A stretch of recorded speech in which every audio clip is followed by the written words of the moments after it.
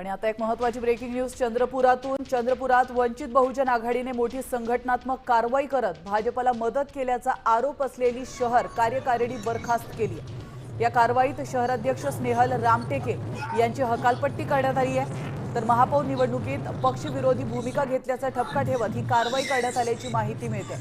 वंचितचे महासचिव किसन चव्हाण यांनी याबाबत आदेश जारी केले। पक्षी शिस्त अबाधित ठेवण्यासाठी कठोर निर्णय घेण्यात आल्याचं स्पष्ट करण्यात आलंय आणि भविष्यात अशा प्रकारच्या कारवाया सहन केल्या जाणार नसल्याचा इशाराही देण्यात आलाय।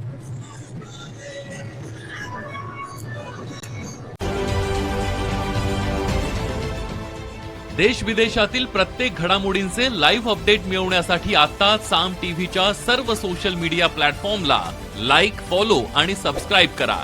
तसंच सर्व नोटिफिकेशनसाठी बेल आयकॉन प्रेस करायला विसरू नका।